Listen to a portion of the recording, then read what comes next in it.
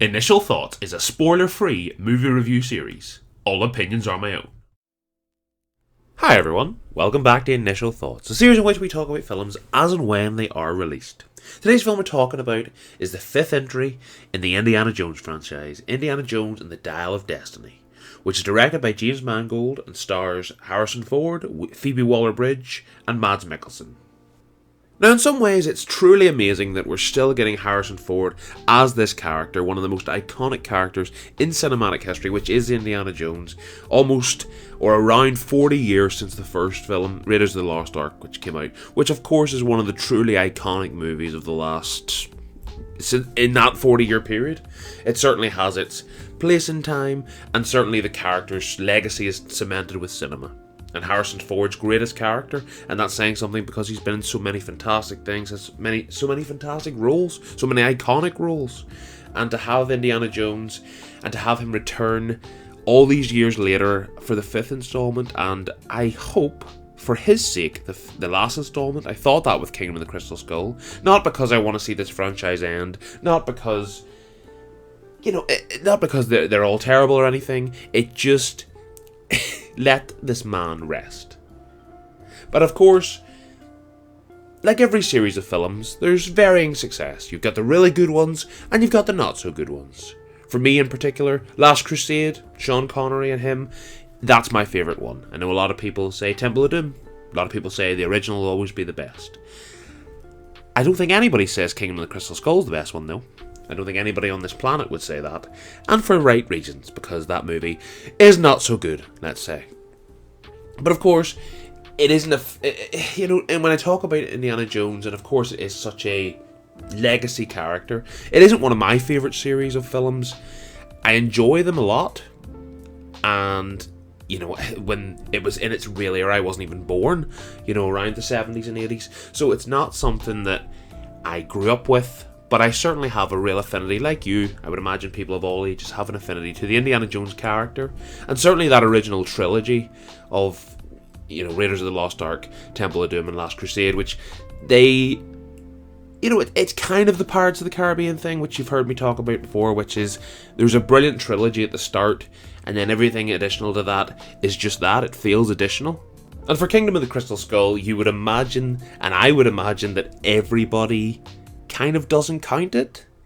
It's fine for what it is. The movie is not great on an objective level, and certainly as in the ending of the film, which most people kind of categorize as the reason it's awful. It kind of jumps the shark and it kind of goes, okay, we've gone too mad here. That was the legacy, certainly of recent iterations of this character. Of course, Shia LaBeouf's involvement as well, which is just there were strange decisions made for that fourth film. And then they said, well, you know what, we're going to get Harrison Ford, who is, I don't know, in his late 70s, early 80s at this point. We're going to get him to do a fifth film. And I remember, and you probably remember yourself, when we were talking about the marketing for Kingdom of the Crystal Skull, it was, oh come on, Indiana Jones is too old. Harrison Ford is too old to be Indiana Jones. What's the point of having an older character? And then you skip, 12 years later or something like that, and then you go again and put him into this mad scenario. And that's what we have with Dial of Destiny. So, I don't know that I came in Indiana Jones 5 with so much hype and expectation, I suppose is the word. I didn't go into this film expecting too much. I wasn't going into this saying, oh my god, if this is good, this could be better than Last Crusade. I don't think that was ever going to be the case. And then I seen the trailer, and the trailer didn't really blow me away either. But you know what, I went in with an open mind like I do with all films, and if you've been on the channel for a while, you'll know I like to make my own opinion, like I always implore you guys to do, which is, listen to me or listen to anybody else talking about movies, but of course go and see them yourself and make that decision. And going into Indiana Jones 5, I was hopeful but not confident that I was going to see a brilliant film here. So was Dial of Destiny a return to form for the character? Was it a great send-off for Indy? Was it a triumph right off into the sunset for one of cinema's most beloved characters? In truth, and you may disagree with me, I really didn't like this. Not that I hated the movie, not that I thought objectively it was terrible, not that I thought Indiana Jones and the Dial of Destiny was the worst film I've seen this year, far from it. But do you know what it is? And maybe this is the biggest crime of all. Indiana Jones and the Dial of Destiny is really boring. It was a word I just couldn't get away from. It was about an hour 15 into the movie, and it's quite a long movie, as you would imagine. And by the time we got into the second act, I was so checked out, and I was hoping for something to bring me back in, something to reignite my engagement with the film. And you know me, I always try to stay checked in and always give it the benefit of the doubt. I would never leave a movie early, no matter how disastrous it is. And this certainly, as I say, I want to get that from the outset. This movie is not a disaster. It's not awful. It's not, there's nothing that's overly stupid. Yes, there's a few plot elements, plot devices that are a bit over the top, as a lot of these films have, but none of them go to the level of Kingdom of the Crystal Skull. But what this film doesn't have, for me, is a through line that keeps us engaged, a through line of, charisma between characters, and I suppose that's a good place to start. Now, I want to say this straight off the bat, because I know a lot of people's given her a lot of hate, and a lot of, the reason they don't like this movie is because of Phoebe Waller-Bridge. I'm not in that camp. But what I will say, first of all, is that I don't understand the casting. I don't get it. I don't think that she fits this. And trust me, I'm a big fan of hers. Of course, she has so many accolades, certainly in directorial and different involvement in different projects. But something that I always resonate with her is, you may have seen this, maybe it's more niche here in Britain, but the British TV show Fleabag, where she's the main character. It's kind of a Deadpool, fourth wall breaking kind of show on a more grounded level. It is fantastic, fantastically written and fantastically acted. So Phoebe Waller-Bridge is fantastic, so I will not take slander on her, but what I will say is I don't know the decision to put her in this role and what this role required was right. Because in a lot of ways, you need this role, this character, and this, kind of anti-hero, goddaughter dynamic between her and Harrison Ford, of course. She needs to carry the movie a lot, because, of course, Harrison Ford... Don't get me wrong, and I know we've had this... I think I mentioned this when I talked about something like Force Awakens, which was... Or also in Blade Runner 2049. Some of the projects that Harrison Ford's returned to after a lot of years, they aren't... Some of them, Harrison Ford, you can tell, is just there for a paycheck, bit of a payday, and then go home. It's clear that he put his heart and soul into this, and I also thought that with Blade Runner 2049. I thought both of those films, Harrison Ford didn't just say, pay me enough and I'll be there, and I'll just ham it in for a mediocre performance. Absolutely not. And you can tell in this last outing he wants to give his all, but his all is as much as he can give. But I just feel that there wasn't really the core, the heart to this film. There wasn't the similar dynamic. I mentioned there how much I love Last Crusade, and some of the brilliance of that is the dynamic, and most of the brilliance of that and memorability of that film is the dynamic between him and his father in the film, which is Sean Connery. The way they bounce off each other, the way they're kind of the yin and yang to each other. That is something that I felt when I seen the trailer. I thought if they can kind of recapture that in some way with Harrison Ford and Phoebe Waller-Bridge, there could be that kind of dynamic, and maybe that could bring a lot to this. But unfortunately, that didn't really hit the mark. And that, for me, I don't know that led to the overall feeling of boredom through this film. I think a lot of it, because, there's a lot of big action set pieces in this. You've seen maybe in the trailer the bit of him on the horse. He's going through the subway. That's maybe an example. There's a lot of big major moments like that throughout the film, but none of them felt engaging. I talked a little bit about this when we talked about Fast X. Now, this is it will make sense in the comparison, because once you see something and you've seen it done better in other iterations, you kind of go, okay, I get it. There's an action scene. When I talked about Fast X, you become very numb to cars getting blown up and jumping and things like that. I find that with the Indiana Jones. The kind of action scenes in this in the 70s when the series started, and even through to the 80s, and even in Kingdom of the Crystal Skull, like, there was that level of, oh my god, look at this action, this is amazing, I can't believe this. Whereas I don't know that still stands today. There's so many more quality action set pieces in movies now, certainly in the action adventure genre, and I feel that this actually felt a little bit behind the level of what the rest are at when it comes to spectacular moments, and even something, and I suppose this is kind of 3 degrees of separation, but something like the Uncharted movie that came out last year with Tom Holland, which, you'll know me, if you've seen that review, I enjoyed the movie, but I didn't feel the casting was right for either of the main roles, with Mark Wahlberg and Tom Holland.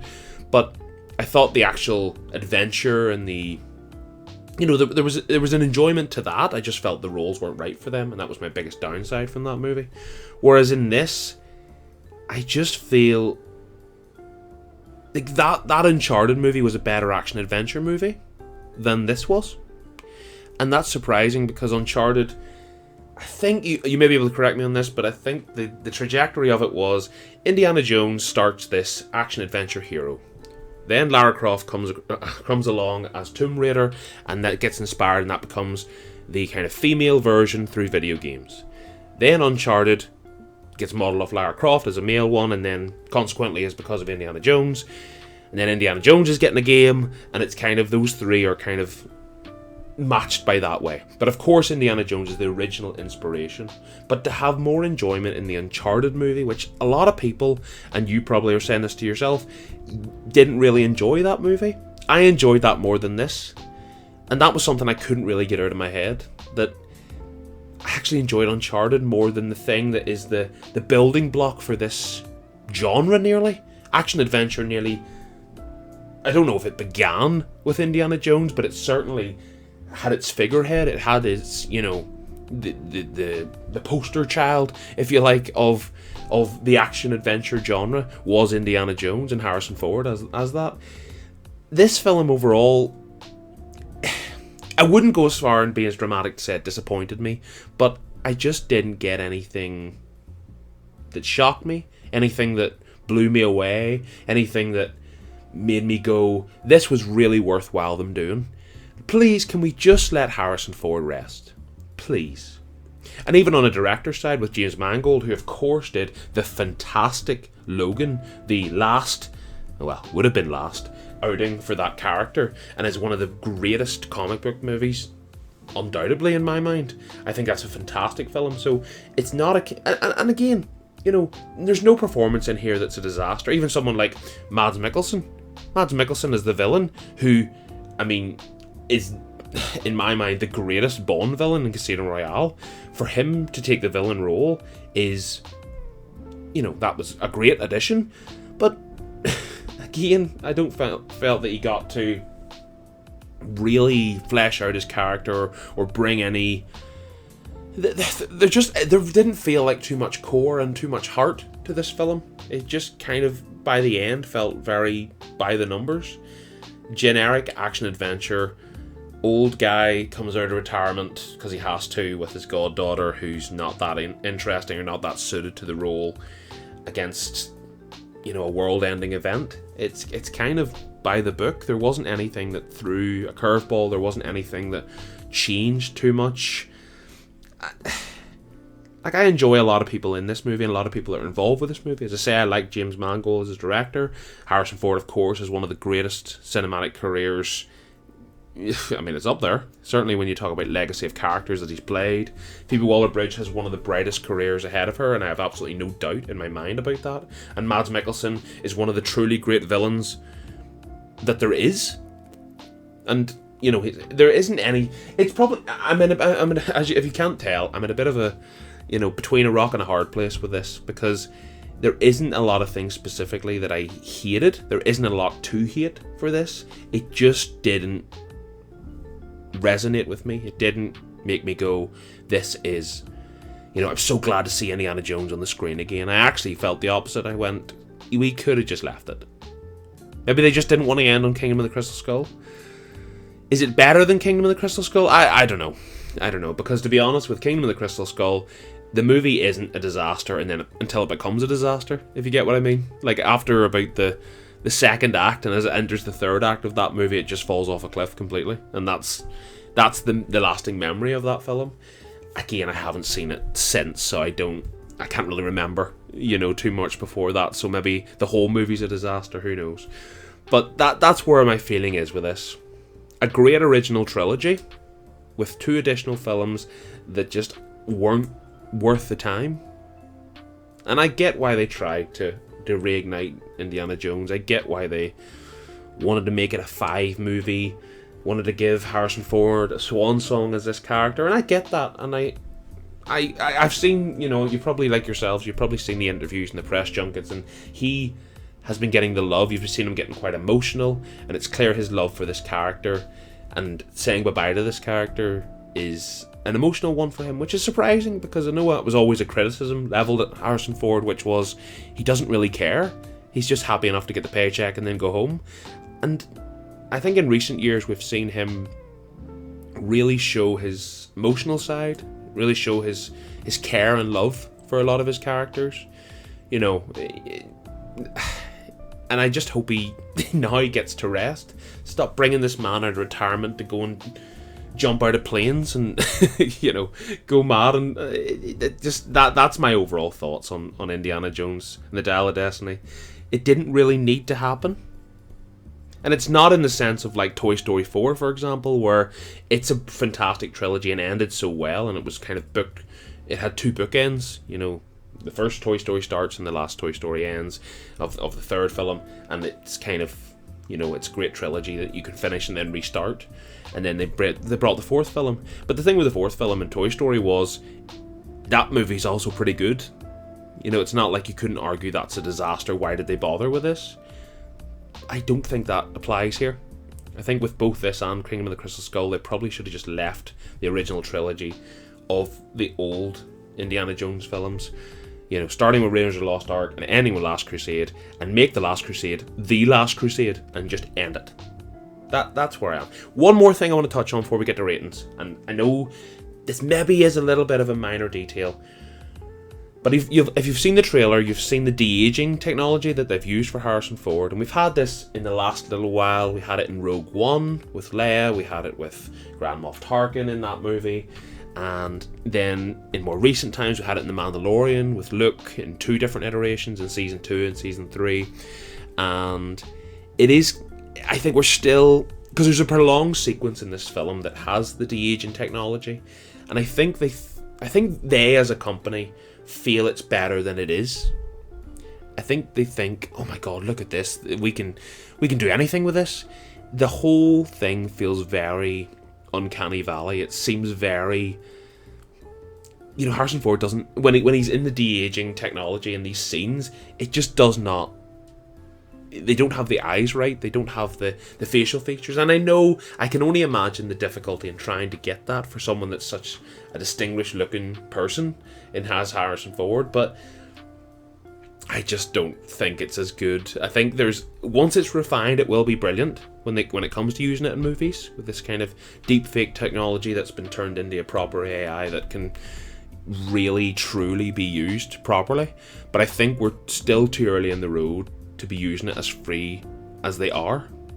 So that's maybe more of a minor detail, but when you see the film, you maybe know what I mean. Maybe you didn't think it was too bad. I kind of, that kind of started the movie on a wrong foot for me, and it kind of didn't get better from that. But that isn't the whole reason. As I say, it isn't a disaster, it isn't the worst movie of all time, it isn't awful. Go and make your own decision. But what I will say is I was bored for a majority of this film, and by the time the credits roll, I was kind of happy for that, and that's not always a good sign. So let's get to rating. I am going to be a lot lower than what IMDb has gave. IMDb has gave it a 6.9. I am giving it a 5 out of 10, and that's probably on the generous side. And my reasoning for that, 5 is kind of exactly middle of the road. Not awful, but not good. And that's where I'm at with this. There isn't anything that really was offensively bad or was disgracefully stupid or anything like that, but there just wasn't anything to love. And in the end, I don't think that was a necessity. You know, of course the argument could be made that no film needs to be made, but I just don't know that this was a necessity. I think we could have just left Indiana Jones in the past and be one of those great trilogies that we revisit when we want to. And yeah, that's my overall thoughts on Indiana Jones. A bit of a disappointment, but again, I didn't go in with too much optimistic, so that's where I'm at with this. Hopefully, if you do see it yourself, you enjoy it more than I did. That's all I can implore for you. I give it your own chance, and if you do enjoy it, you might enjoy it more than I do. You might hate it more than I do. Who knows? As I say, IMDb has given it a higher score than I have. Maybe the general consensus is that people did really enjoy this as a send-off to Indy, and I'm glad for that. I'm glad that the general consensus is higher. But for me personally, it just really didn't tick the boxes I wanted it to. And that's where that is. So yeah, that's been my thoughts on the Dial of Destiny. I really appreciate you taking the time out of your day to watch this video. If you want to stick around, I'd appreciate you so much. Leave a like, let me know you enjoyed it. And if you do, I will hopefully see you in the next one. Bye guys. Thanks for taking the time to watch this video. Before you go, here are some of my other videos. For updates and information on upcoming videos, the best place to find us is my Twitter. Much love everyone.